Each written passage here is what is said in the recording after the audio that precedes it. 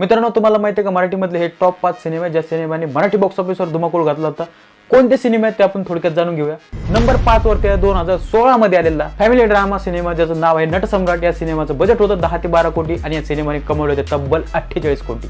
Number 4 वरती आहे मित्रांनो 2022 मध्ये आलेला सिनेमा ज्या सिनेमाने अख्ख्या महाराष्ट्राला वेड लावलं होतं. ज्या सिनेमाचं नावच आहे वेड. रितेश देशमुख, जेनेलिया देशमुख स्टारर हा सिनेमा आहे. या सिनेमाचं बजेट होतं 15 कोटी आणि या सिनेमाने कमवले होते तब्बल 75 कोटी. नंबर 3 वरती आहे मित्रांनो 2022 मध्येच आलेला दिग्पाल लांजेकर दिग्दर्शित पावनखिंड हा सिनेमा. या सिनेमाचं बजेट होतं 15 कोटी आणि या सिनेमाने कमवले होते तब्बल 72 कोटी. मित्रांनो, नंबर 2 वरती जो सिनेमा आहे त्या सिनेमाला अख्ख्या महाराष्ट्राच्या बायकांनी अक्षरशः डोक्यावर घेतलं होतं. तो म्हणजे बायपण बारीक देवा आणि या सिनेमाचं बजेट होतं 7 कोटी आणि या सिनेमाने कमवले होते तब्बल 92 कोटी. आणि हा सिनेमा ठरला होता सुपर डुपर हिट सिनेमा. मित्रांनो, नंबर 1 चा जो सिनेमा आहे तो सिनेमा कदाचित तुम्हाला माहितीच असेल, पण मी परत एकदा सांगतो.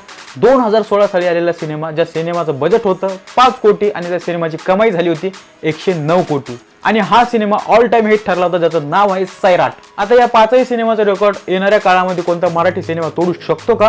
तुम्हाला जर असं वाटत असेल तर त्या सिनेमाचं नाव कमेंट सेक्शन मध्ये सांगा. आणि आजचा व्हिडिओ आवडला असेल तर लाईक करा आणि अशाच मराठी सिनेमांच्या अपडेटसाठी चॅनलला सबस्क्राईब करा.